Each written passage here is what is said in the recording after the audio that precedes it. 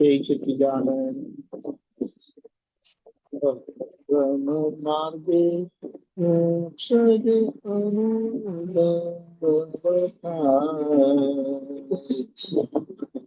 સરના જ્ઞાન ઉપર અવતાર થાય આત્મા પોતે કરતા થાય તો કર્મ બંધાય અંતરના જ્ઞાન ઉપર અવતાર થાય સત્યમ સૈદ્ધાંતિક આત્મા પ્રમાણ સાધે કયાનું શાસ્ત્રી કરવી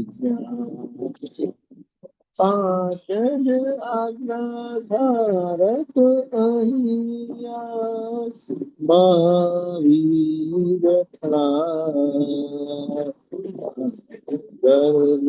સ્થાન પર અવતાર થાય. આપણે આટલી આ બે કપડા લઈએ હતી અને એના પર જોયું કે આપણને જે અક્રમ વિજ્ઞાન અક્રમ માર્ગ લિપ્ત માર્ગ મળ્યો છે એનાથી આપણને હાથમાં મોક્ષ આપ્યો છે એટલે એને માણવાનો છે, સમજવાનો છે તો એ મનાશે. નહીં તો પછી જે પ્રકૃતિના પરિણામ છે આપણા પરિણામ નથી એની જોડે માથાકૂટ થયા કરશે કે આવું કેમ, આમ નહીં હોવું જોઈએ, આવું તો કઈ હોય, આવું નહીં ચલાવી લો, મને આ બિલકુલ ફાવતું નથી, મને આ બિલકુલ ગમતું નથી, એવી કઈક બધી અસરો રહેશે. એટલે અહીંયા આપણે લઈએ કે અક્રમ માર્ગ થી આપણને સીધું મોક્ષમાં દાદાએ બેસાડી દીધા છે અને અહીંયા પ્રમાણ આપ્યું છે કે કઈ રીતે જન્મ થાય છે, કર્મો બંધાય છે, તો કે અંદરના ધ્યાન ઉપર અવતાર થાય છે. અંદરના ધ્યાન, અંદરનું કયું ધ્યાન? આર્ત ધ્યાન અને રૌદ્ર ધ્યાન જ્યાં છે તો એ કર્મ બંધનનું કારણ છે. પણ જ્યાં શુક્લ ધ્યાન છે, જ્યાં શુક્લ ધ્યાન છે તો ત્યાં કર્મ બંધન નથી. અને જ્યાં ધર્મ ધ્યાન છે, શુક્લ ધ્યાન, ધર્મ ધ્યાન સાથેનું શુક્લ ધ્યાન છે જે આપણને આજ્ઞા થકી રહે છે, તે આગળના કર્મોનો ઉકેલ લાવે છે.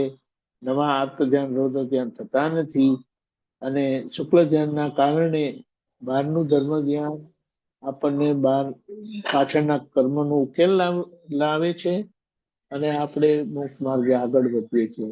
એટલે અહીંયા કીધું આત્મા પોતે, એટલે હું પોતે કરતા થાવ તો જ કર્મ બંધાય. અજ્ઞાન દશામાં હું દીપકાનંદ જે હતો એને વ્યવહાર આત્મા કીધો. શુદ્ધાત્મા થયો, એ મૂળ સ્વરૂપ પ્રાપ્ત થયું અને મૂળ સ્વરૂપ પ્રાપ્ત થયું અને અંતરાત્મા દશાની ભૂમિકામાં મને એક બાજુ મોક્ષ વર્તાય છે ને બીજી બાજુ આગલા કર્મના ઉકેલ માટે વ્યવહાર દ્રષ્ટિથી હું જે નામધારી દાદાએ ઓળખાવ્યો એ વ્યવહાર દ્રષ્ટિની આજ્ઞાથી હું પાછળનું રિપેર કરતો જાઉં છું. એટલે અહીંયા પછી કીધું સત્યમ સૈદ્ધાંતિક આજ્ઞા પ્રમાણ. એટલે આજ્ઞા એ બિલકુલ સૈદ્ધાંતિક અને સિદ્ધાંતનું પ્રમાણ આપે છે. એટલે આપણને કહે છે કે દાદાના કયા પ્રમાણે હવે આ વિજ્ઞાનને સ્ટડી કરો. આ વિજ્ઞાન એ આપણે પોતે વિજ્ઞાન સ્વરૂપ આપણને બેસાડ્યા છે, ખુલ્લા કર્યા છે અને કીધું છે કે દાદાના સમજણે આપણે આપણી સમજણ મેળવી લઈએ તો જે હથેલીમાં મોક્ષ આપ્યો છે તે વર્તાશે અને આગળના હિસાબો પણ બધા સારી રીતે પૂરા થશે. એટલે અહીંયા દાદાએ પ્રમાણ આપતા જબરજસ્ત કીધું 5 આજ્ઞા ધારક અહીંયા જ મહાવીર થાય. એટલે જે મહાવીર ભગવાને દીક્ષા લઈને 12.5 વર્ષની તપસ્યા કરી હતી અને કેવળ જ્ઞાન પ્રગટ થયેલું, આપણને કેવળ જ્ઞાનમાં બેસાડી દીધા. દાદા કે મને પચ્યું નહીં આ કાળના કારણે. તો કે તમને કેવી રીતે પચે? પણ આપ્યું છે કેવળ જ્ઞાન. એટલે કેવળ જ્ઞાનને સ્પર્શ કરીને, મોક્ષને સ્પર્શ કરીને દાદા આપણને હાથમાં મોક્ષ આપ્યો છે. એટલે હવે શું રહ્યું કે બાકી રહેલો વ્યવહાર, એના ઉકેલ લાવવા માટે આપણને આ 5 આજ્ઞા આપી છે. અને એનો આપણે પૂરેપૂરો ઉપયોગ કરીને કોઈ પણ જાતના ગૂંચવાડામાં પડ્યા વગર આજ્ઞાને સમજીને, આજ્ઞા એ જ દાદા છે, આજ્ઞા એ જ વિજ્ઞાન છે, આજ્ઞામાં એવું કોઈ ચીજ બાકી નથી કે જે, એટલે કોઈ વ્યવહાર એવો રહી જતો નથી કે જેનો ઉકેલ ન આવે. એટલે આપણે એનો લાભ લઈશું. વધુ વિસ્તારથી આગળ આ થોડું પદને એડિટ કરીને મૂક્યું છે, એટલે શોર્ટમાં પછી નહીં તો 10 મિનિટ ચાલે છે આ પદ, પણ બધું રિપીટેશન થાય છે. જય સચ્ચિદાનંદ.